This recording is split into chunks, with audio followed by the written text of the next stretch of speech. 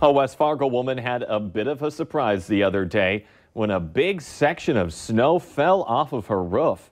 Her roof avalanche was caught on her home security camera, and she says it's a good thing that no one was standing nearby when it happened. They could have been hurt, or it could have even totaled a car parked underneath it. Good morning, everyone. Thanks for waking up with the Valley today. I'm Lisa Bedeau here with Jordan Schreier. We're just getting started with our nonstop news and weather to the top of the hour to help you plan your day. New this morning, 2 people are in jail after a stolen car chase in the Northern Valley. Police spotted a parked car that they say had been reported stolen around 9 last night from the north side of Grand Forks. Officers tried to pull it over after someone drove away in it. Officers chased it for about a mile until the driver got the vehicle hung up on a snowbank.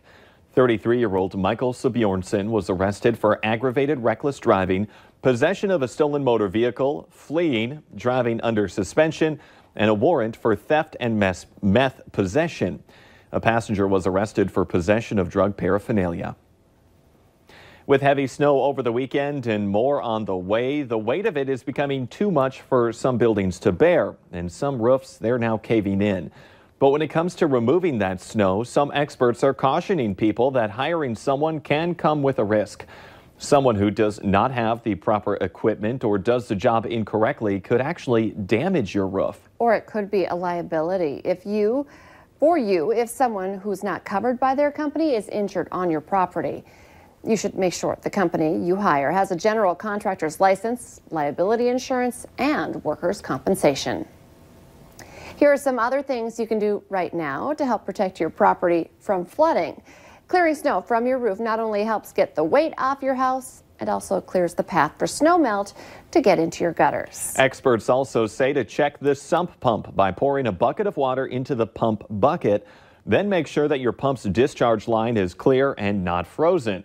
Also check your sump pump pit. If it's unusually dry, get in there and clean it out because sometimes some sediment can build up in there. Also consider getting a backup sump pump with an alarm that will sound if your primary pump loses power.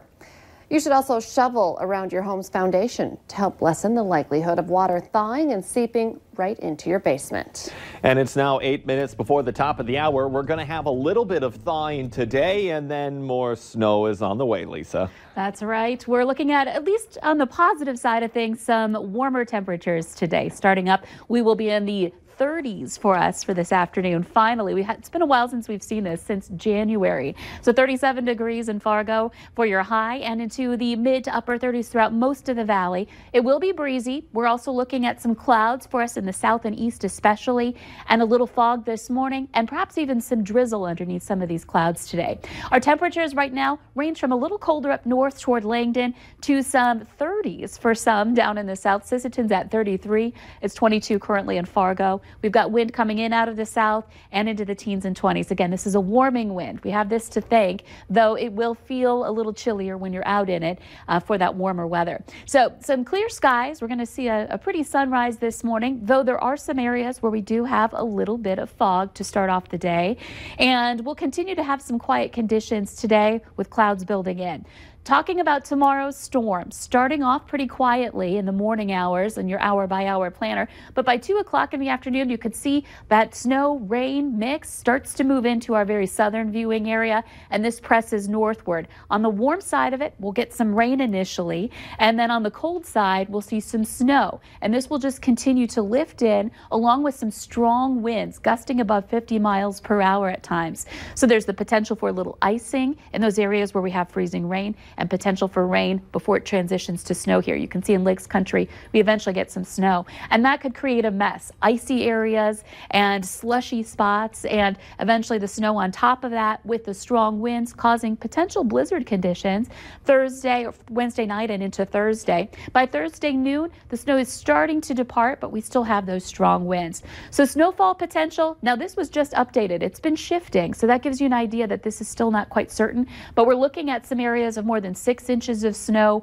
in the valley on the heavy side of that storm system, or that's the colder side where we get the heavy snow, and then rain to the southeast that will limit your amounts. This moves on Thursday night, and then Friday we quiet things down. Let's check in with Al. I like the term quiet things down. this does not sound like another fun week that we have ahead of us. Traffic this morning, not too bad out here this morning. Getting busy, that's for darn sure. I'm on Interstate 94 right now, westbound. Just went under the 45th Street underpass. A lot of traffic out here. Well, both east and westbound. Travel speeds are quite strong this morning. 60, 65, maybe a little bit faster than that at times. And we need to be mindful of the fact that we've had a few slippery areas out here. They've caught me off guard a little bit, so make sure you're looking out for them. Ramps seem to be in pretty good shape as well. We do have that light fog that Lisa was talking about, but that's not impacting travel. What could impact travel on Interstate 29, a couple of stalled vehicles. One of them is on southbound Interstate 29. It's a dark-colored pickup just south of the tri-level. Make sure you're looking out for that one. And the other one is on northbound Interstate 29, just north of 32nd Avenue. That was in the left lane, right next to the passing lane. No, it looks like an old Valero. No lights or flashes on that one either. So look out for both of those vehicles out there, particularly that one that's in the left lane, the one that's on northbound Interstate 29. Busy out here this morning. Make sure you are driving extra carefully today and always. Willamette Valley Today traffic. And what day is it today? It's Tuesday, Taco Tuesday at Taco John. So late today. Police are looking for a Grand Forks man accused of molesting a young child. 32-year-old Derek Mortrude is facing a gross sexual imposition charge, and that allegedly involves a victim under the age of 15. Court documents say an elementary school counselor contacted police in December of 2017 about concerns of a child possibly being sexually abused. Someone close to the victim told the counselor that Mortrude shows his private parts to the victim and claims he had basically raped the young child. We've also been in contact with someone close to the family of the victim who wants to know why a warrant for Mortrude wasn't issued sooner, since the court documents allege the incidents happened in 2017. We contacted the state's attorney's office about this case, but we have yet to hear back.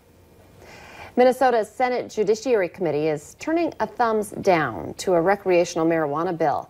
The hearing yesterday marked the first time a recreational marijuana bill has had a committee hearing in the Minnesota legislature. It would have allowed people 21 years old or older to possess, use, and cultivate small amounts of cannabis products.